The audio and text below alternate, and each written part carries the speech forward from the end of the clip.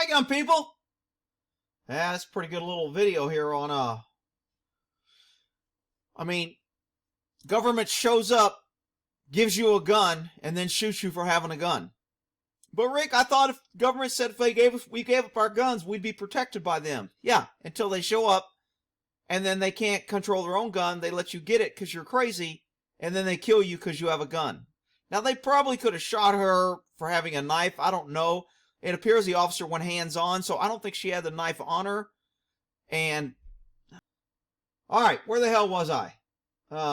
This video here. Cops show up, and they don't have, because there's a lag in dispatch time, they don't know what's going on. And so they walk in cold, which is why they're going to be justified for making mistakes, because they didn't have all the information.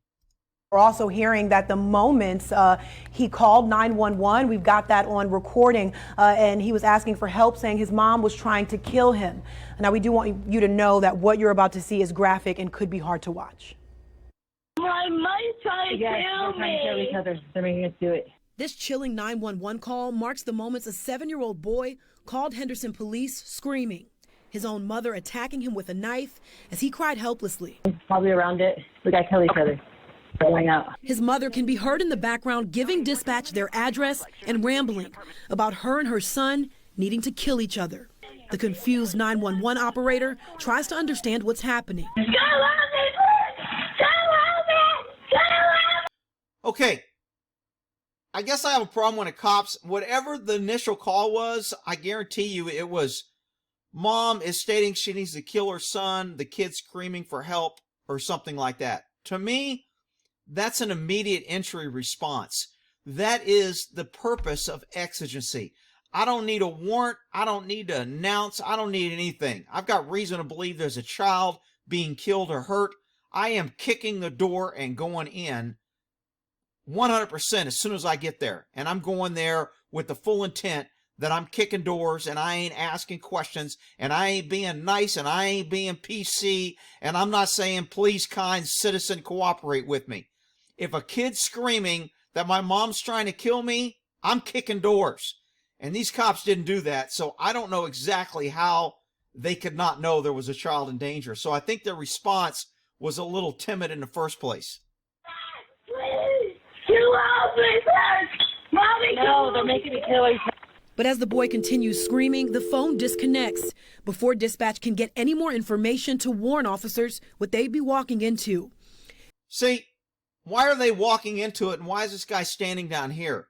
I mean, there needs to be two guys at this door, maybe a knock notice, police, open up or we're kicking the door, and then kick the freaking door. I mean, they're just, I just don't understand why a guy is standing down here, even though dispatch didn't tell him, hey, the kid disconnected the 911 call. This call had to start out as a child in danger. And again, I'm guessing and I'm assuming, I could be 100% wrong.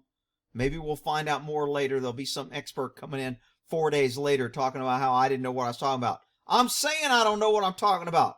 I'm saying any dispatch where a kid is in danger, cops need not be standing at the bottom of a freaking stairwell, in my opinion. And when Henderson police arrived to the equestrian apartments, the bloodied boy stumbled out. Hello. Good medical. What's going on? So a kid comes out bloody, and this guy's still standing at this doorwell. Now, obviously, the cop was like, whoa, whoa, whoa. He was shocked. So I don't know how this was dispatched, but it sounds like the cops didn't have a clue.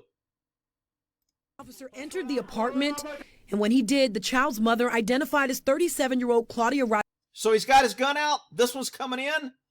The kids here, I don't know how bad the kid's cut, whether they're doing first aid. I would probably be okay if one of the officers grabbed the kid and took off and got it to safety and left the officer by himself. Luckily he didn't, because the officer lost his freaking gun.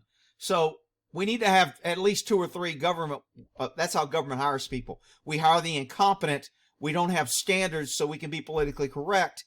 And then we wonder why we need 14 people to do one job effectively.